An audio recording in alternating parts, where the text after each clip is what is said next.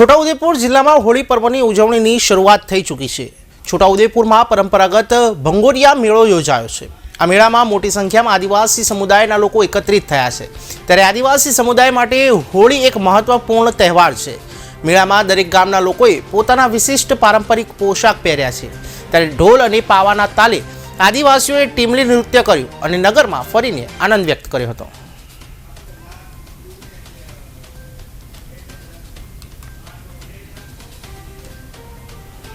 आज रोज छोटाउदेपुर खाते आज भंगुरियानो तहेवार उजवाई रह्यो छे।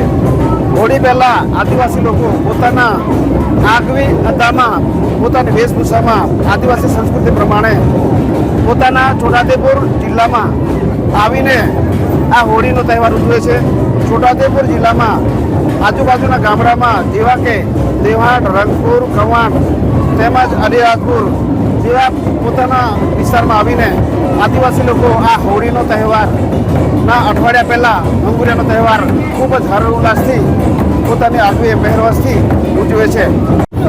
આજ રોજ 8/3/2025ના રોજ અમે આ છોટાઉદેપુર ભંગુરિયાની રાહ જોતા હતા।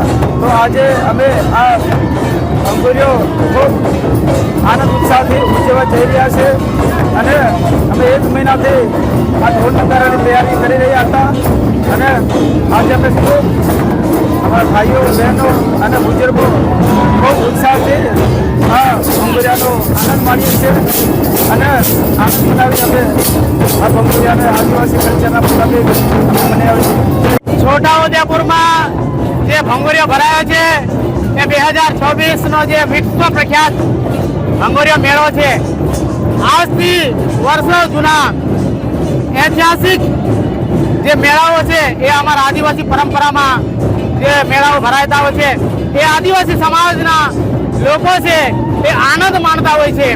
એ અમારા વિશ્વ પ્રખ્યાત મેળા હોય છે। હોળીના તહેવાર પહેલા જે 7 દિવસની અંદર આ છોટાઉદેપુર જિલ્લાના સમગ્ર અનેક વિસ્તાર છે જ્યાં હાટ બજાર ભરાય છે। કવાંટમાં ઝેરનો મેળો ભરાય છે। છોટાઉદેપુરમાં આજે શનિવારનો ભંગુરિયો છે। રંગપુરમાં પણ બુધવારનો ભંગુરિયો છે। મંગળવારે અમારે રજૂઆટમાં ભંગુરિયો, દેવહાટમાં જ્યારે ગુરુવારનો ભંગુરિયો, આરના જે આદિવાસી અલગ અલગ વિસ્તારની અંદર જે આ મેળાઓ જે ભરાતા હોય આદિવાસી વિસ્તારના લોકો એકબીજાના સમાગમ કરી વેશભૂષાઓ વાજિંત્રો લઈ અને આનંદ માણતા હોય છે।